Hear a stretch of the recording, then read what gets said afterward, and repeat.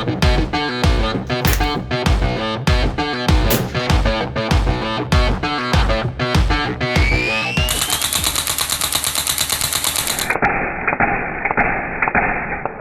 folks, Ike Eastman here. I'm here with Brandon Mason, Eastman's Hunting Journals.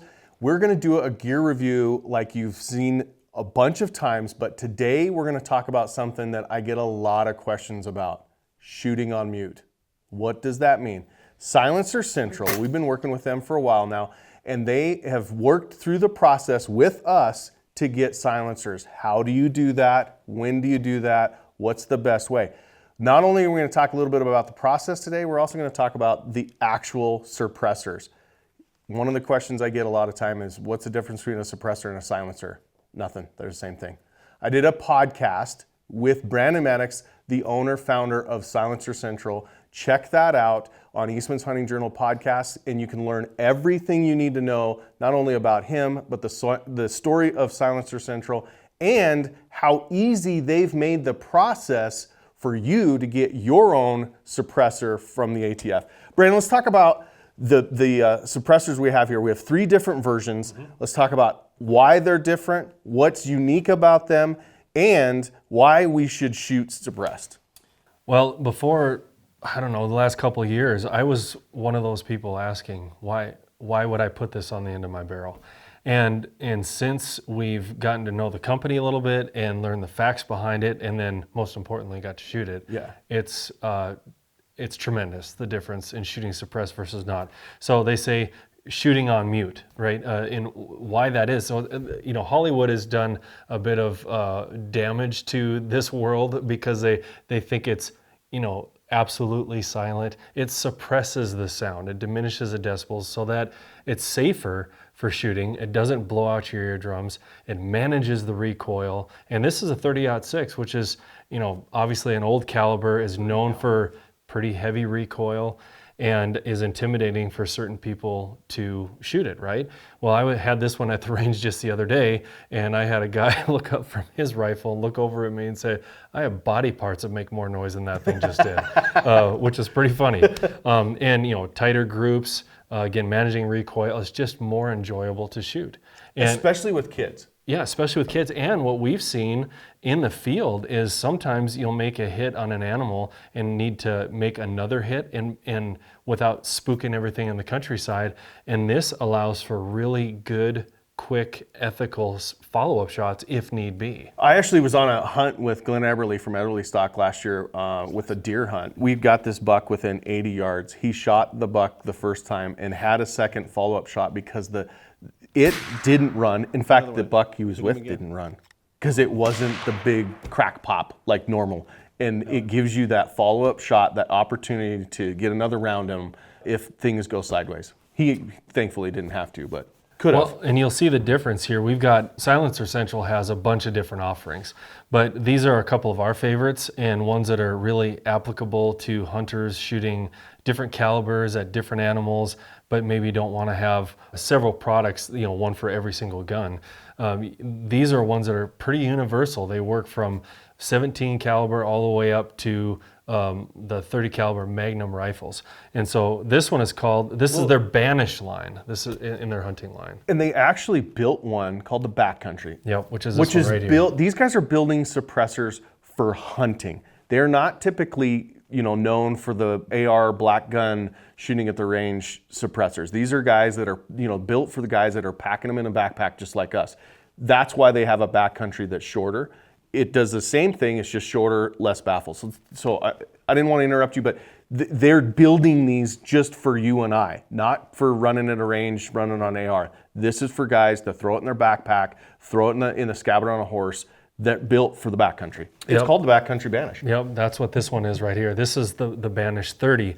And there's some significant differences between the two, but the ending goal, the process, the shooting process is the same. Having less muzzle blast, managed recoil, and ultimately greater accuracy too, what I found.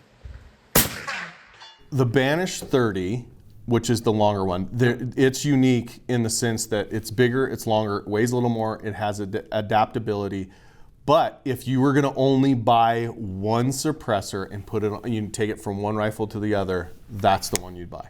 Yep, 100%. I mean, it's very universal. And a lot of people want to be able to clean their suppressors, kind of break them down.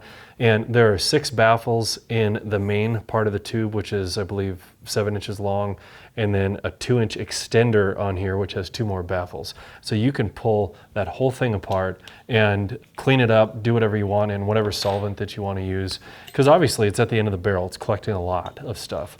But the interesting thing is, straight from silencers, suppressors' mouths, is that it's not necessary to clean them though. It's not affecting accuracy, and there are guys that shoot thousands and thousands of rounds that never once clean them and never have an issue. Yeah, because when we went out and visited them in their factory and saw all the suppressors that are sitting there waiting for paperwork, and we actually got to shoot some really cool guns. Brandon Maddox has a collection of really neat guns. They were talking about, if you're shooting rimfire or if you're shooting like 223 out of an AR, yeah, you're probably going to want to clean them. But if you're shooting centerfire and a 30 caliber, you're not putting hundreds of rounds through this rifle every year. Right. You probably don't even need to clean it. But you can with the Banished 30. What about the backcountry? The backcountry is called a non-serviceable suppressor. And all that means is you can't peel it apart to clean it. That doesn't mean you can't clean it. You can soak it in a solution and then let it drip dry.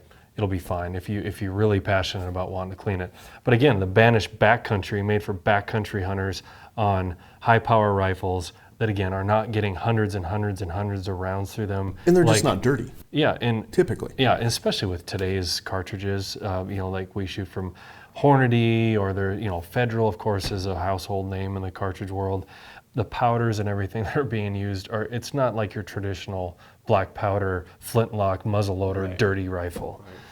So yeah, and you can see the difference in size. This, like I said, the Banished 30 has 6 of the baffles in the main compartment and then 2 in the extension. And the Banished backcountry also has 6. The Banished backcountry and the main tube from the Banished 30 are not that different in size. Yeah, they're pretty similar. Let's talk about weights. One of the things that to me, when I first saw guys using it in the hunting field, I'm like, I'm not going to put, that thing looks like a giant chunk of steel out there that's got to be 8 pounds. Right. I mean, if it would change how the gun feels. How much do they weigh? Not much, and it's because they're titanium. Obviously, titanium is ultralight and is ultra durable. And so you see, this is a good size suppressor, right? 9 inches. Yeah, 9 inches long with that extender tube on it. And it weighs under 15 ounces. So it's less than a pound. Less than a pound. And honestly, I was the same way. I thought, why do I want this big extrusion onto my barrel?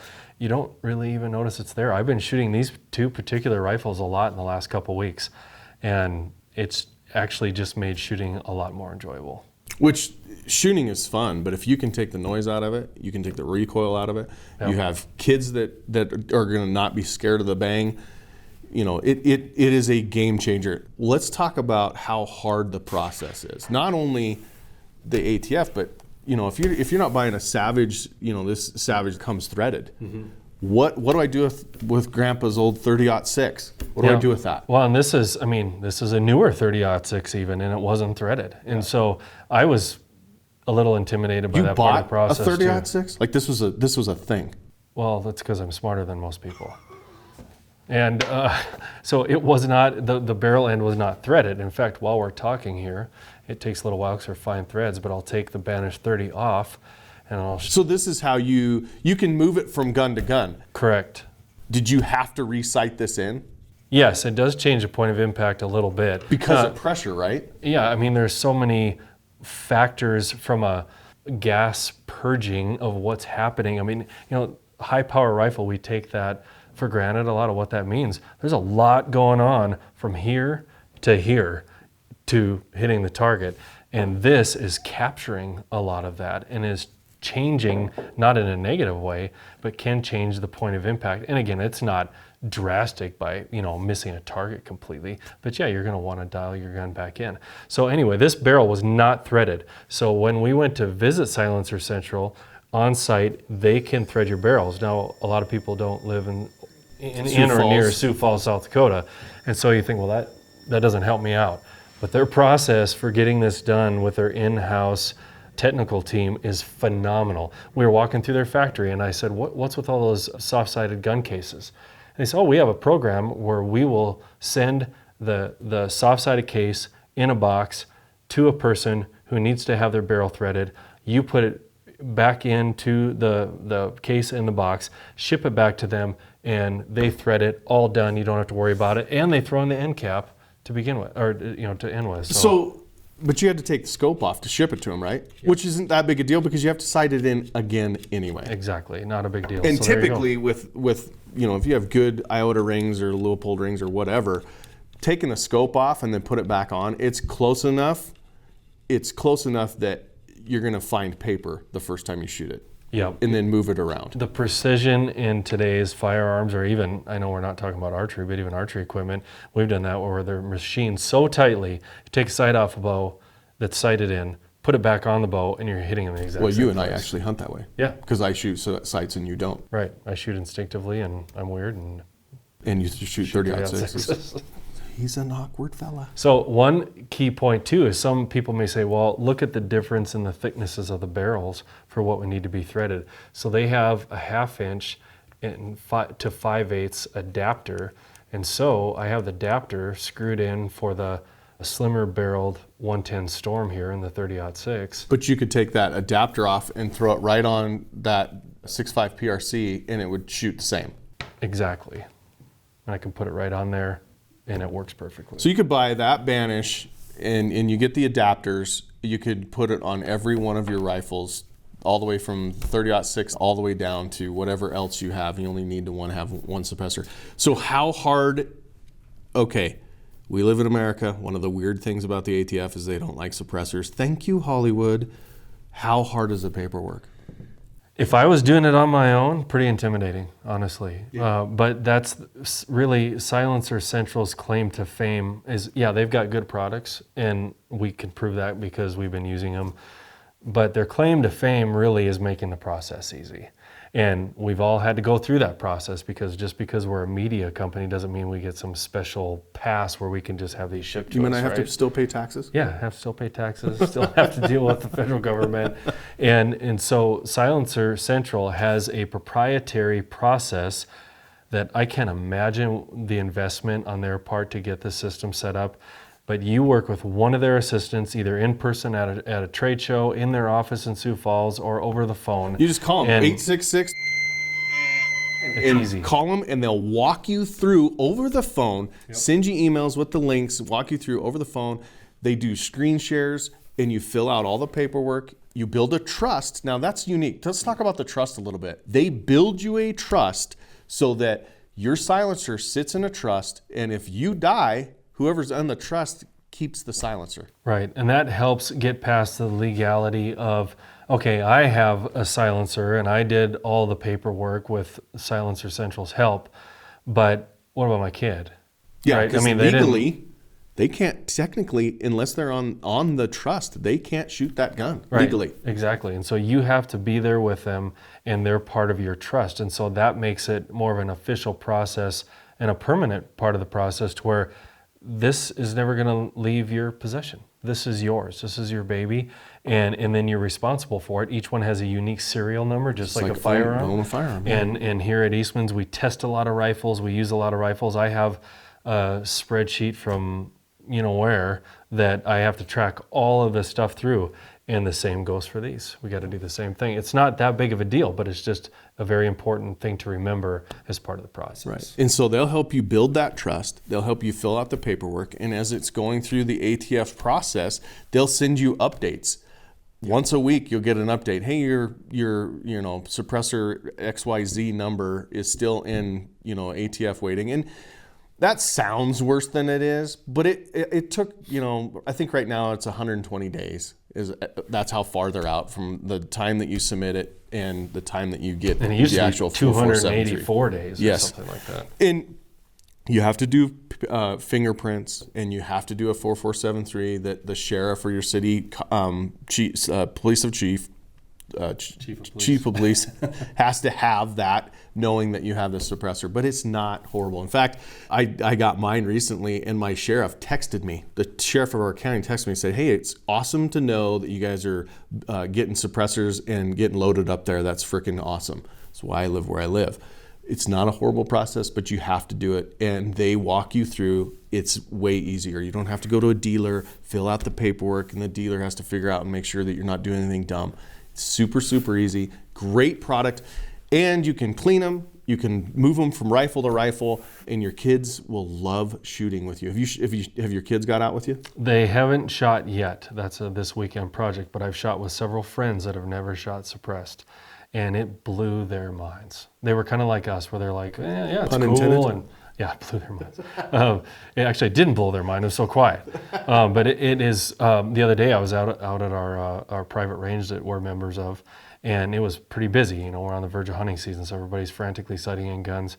And there were probably, I don't know, 10 to 12 guys there shooting and rotating, which is pretty busy for our little range. And to say it was a showstopper, I mean, they saw it and they kind of gave me a look like, oh, they were one of those suppressor guys, you know. And then I shot, and pretty soon I had a little crowd around me asking me questions, and they were super intrigued because of how quiet it was. Yeah. So check it out. Silencer Central. Check them out. You know, I'm going to hit the shameless plug again. 866-3 is their phone number. Call those guys over there. They'll answer the phone. They live in Sioux Falls, so you're not talking to someone in a foreign country, and they'll walk you through the whole process and get you set up. Now, gear reviews just like this. Make sure that you ding that bell, smash the subscribe button so that you get more reviews just like this. Also, we have hunting content on Wednesdays. We drop it hunting content on Saturdays. So Saturday morning, we come out with a hunt. On Wednesdays, we do gear reviews. So make sure you hit those notifications, smash that subscribe button, and thanks for watching today's gear review on Silencer Central.